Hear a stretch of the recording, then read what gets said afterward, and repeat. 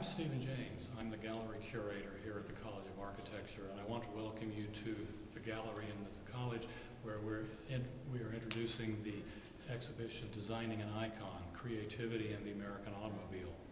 This is an exhibition that presents a collection of concept sketches by Detroit auto stylists from the 1960s and 1970s, which we really think is the heyday, the golden age of Detroit auto design. And we think it's an exhibition that not only our students, but people around the city of Houston will be interested in seeing. One of the reasons I think people will like this collection, as I think I talked to you about before, is that in a way it presents a history lesson of what was going on in the culture, American culture in the 1960s when these hot cars were really popular. But it also is an art exhibition because we want people to see the kind of skill that these stylists had in representing their ideas to management, which is really what these were for. After they came up with a sketch or an idea of a concept of a car, they would then have to sort of draw or paint it in a way that was presentable to management. What you see in the gallery is a number of different stylists represented. One in particular that I wanted to point out is Bill Porter, who was the head of styling for General Motors, both at their Buick and Pontiac divisions in the 1960s through the 80s, and he really is responsible for collecting all of these images together by talking to his friends and colleagues to pull them together into an exhibition. You see, for example, on this, as the centerpiece on this wall, is Bill's painting of a Buick Riviera from the mid-1960s, and it has a lot of the hallmarks, the features that you saw on the production model of the Buick Riviera from, say, 1965 or 66 through 68 or 69, but it's a little bit different, a little bit more abstract.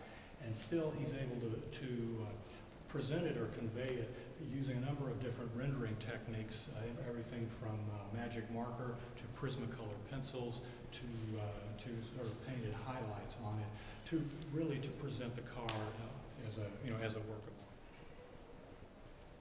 On this wall, you see a couple of other images, and one reason I wanted to talk about them is that they show really sort of three different aspects of in microcosm of the collection we have here in the exhibition, in the sense that they range from something that's very close to a production model to something that is strictly a concept sketch that did not make it into production.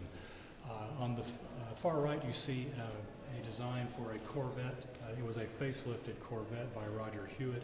This was has been one of the more popular images in the exhibition, and we've used it on some of our publicity materials.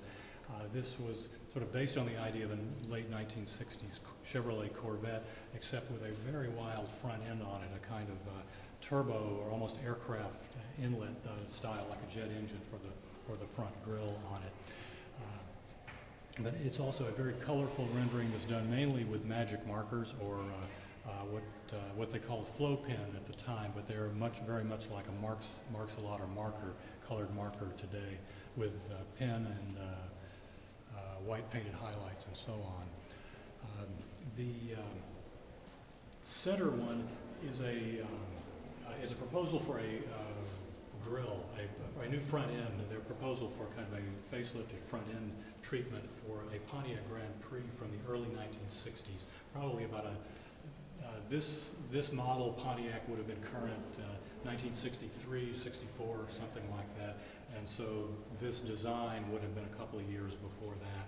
But here the stylist is presenting something that's very close to a production model with some slight changes made to it. And for that reason, that's why it's done. It's very well represented, very well presented. It's not sketchy, that is, it's a final presentation of what the production car might look like. And on the far end, you have another aspect of what's in the show, and that is drawings that are not intended to be complete cars, but rather they are car designs, but rather where the designer is looking at only a small part of it. And this was another sketch for a proposal for a front end for the Buick in the 1960s, mid-1960s, has the same kind of of profile and angles that the very angular edges that the Buicks, the Oldsmobiles, and so on had. And here the designer is concentrating only on the front end treatment, a new grille treatment and headlights and so on, and bumper, whereas the rest of the car would remain the same.